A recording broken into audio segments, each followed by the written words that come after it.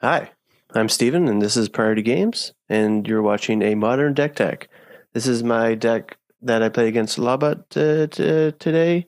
He was playing the uh, the uh, the Hollow one, yeah, the Mardu Hollow one, and this is my Heartless Summoning combo deck. This is my mono black version. I've built many versions of this deck before. It's kind of one of my favorite decks I like to play. And yeah, so this is the mono black version. So up here we have the combo cards. So we got Heartless Summoning, which is the namesake of the deck. You kind of want to get this as early as possible. You want to get this to your hand as fast as you can and hope to win the game through that. So you get Heartless Summoning, Mirror Retriever. So if you get one Heartless Summoning out and you have two Mirror Retrievers, say you cast one Mirror Retriever, then you cast a second Mirror Retriever, the first one will go to the graveyard, and the second one will get the other one back to your hand, and you can keep repeating that cycle over and over again. Because it'll be a 0/0 when it enters the battlefield, and it'll die immediately. So once you get the other one to your hand, you can just keep repeating that cycle. You can keep repeating the cycle of creatures entering the battlefield and creatures dying. So there's ways to abuse that. The first way to abuse that is Altar of the Brood. So whenever another permanent enters the battlefield, the opponent mills one card. So once it sees Mirror Retrievers coming in the battlefield over and over, that will infinitely mill your opponent out, hopefully winning the game like that. And then I have another win condition here, which is Falcaroth Noble, which works when another creature dies. So when the Mirror Retriever dies, the opponent will lose one life and I gain one life. So I can infinitely just make them lose as much life as I want. So that's kind of like the way that's what the combo works. You want to get this in your hand as fast as possible. It is possible for this deck to win turn 2 if you're really lucky. So you can get on the second turn you just play another land and cast Heartless Summoning.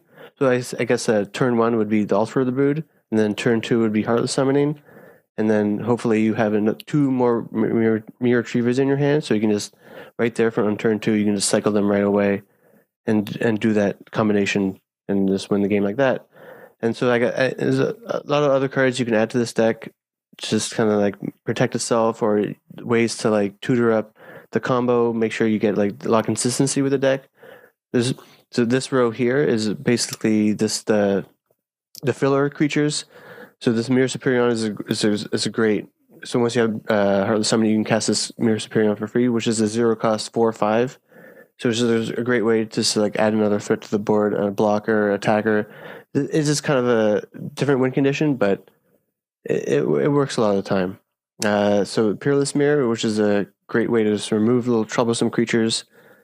Acts as a great blocker. If you don't have Heartless Summoning, you can just cast this guy and use him as a blocker just to kind of like prolong the game that way. And then Grim Harrispex is a great draw engine once you have Heartless Summoning out. So a lot of the times when another creature dies, say like a Peerless Mirror, I cast it for free and then it dies immediately. I can get a draw card from that. It's just a great draw engine. And again, if I don't have Heartless Summoning out, it's another fail-safe card just to get another creature on the board, just in case. And Sidisi is it's amazing tutor with Heartless Summoning, so it costs 3 instead of 5 if I have Heartless Summoning out. So I can cast it, sacrifice another creature, sacrifice herself to tutor up any card. Hopefully the card that I need to win the game that turn or the next turn. And then these cards are just kind of the ways to search out for the combo. So the Night's Whisper, just a decent draw card, draw 2 cards. And then Shred Memory, which is most of the time I will be transmuting it, so I can get a 2-drop. And most of the time it will be either Heartless Summoning or Mirror Retriever, just the combination cards that I need to win the game. And then Infernal Tutor is a great way to just get either another Mirror Retriever to my hand, or just another Mirror Superior if I need to like just add more pressure onto the board. And then, or another Heartless Summoning, even if I'm playing against control, if I need that backup Heartless Summoning, if I know they have the counter in hand, if I know they're saving a removal for Heartless Summoning, so I can just have a little backup. And then Spoils of the Vault, which is kind of like the emergency button of this deck. Yes, it is kind of risky to play this card, but if I need to get like another Mirror Superior or the Altar of the Brood, I can just cast this card and hopefully get lucky and just cast it and find it on the top, like closer to the top of the deck, so I don't lose that much life, and hopefully just win the game like that. And then I added these cards, just the Disruption cards, Fatal Push and one Thoughtseize. Obviously, this Fatal Push just removes troublesome creatures, and Thoughtseize will just look at their hand and hopefully get a nice good threat out like that. There's a bunch of ways to mix and match this deck. Well, like, apart from just the combo pieces, there's a lot of ways to use utility cards and tutor cards the way you think see fits. And there's a lot of other ways to make this deck interesting with other colors like blue, say with like Mull Drifter and stuff like that, which is a really good way to just kind of draw cards and make the deck interesting. And the deck plays 20 lands, so I just have 17 swamps and 3 buried ruin. This card is great just to get back the value of the Mirror Retriever, or if they remove the Mirror Superior, I can get it back right away. It's just that it adds a lot of value to the deck.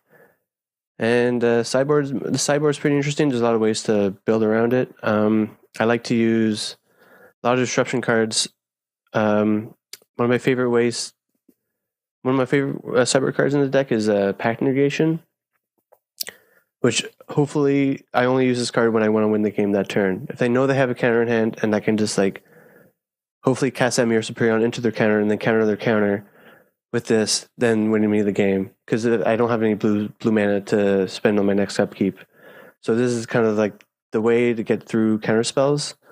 And I have other cards, more Thought Seizes in deck, and Surgical Extraction for Graveyard Hate, and Dark Niche, which is great. This way against like Infect or just like a lot of creature-based decks, I can hopefully use this card to give me an extra turn, just to kind of make sure, I get that extra turn. So Slaughter Pact to remove creatures, and Flame Tendrils for the go wide strategies.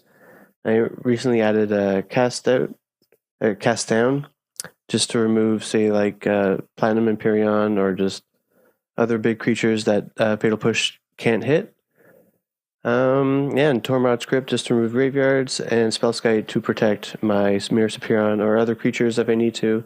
It's also a free blocker. Say with my Heartless Summoning, this becomes just a 0-cost creature and becomes a 0/3. It's just a easy way to make a blocker, and I got Pithy Needle there, and just to name Planeswalkers or other troublesome stuff. And yeah, that's my deck. That's my Heartless Summoning combo deck, and thanks for watching. This is Steven from Priority Games. Take care.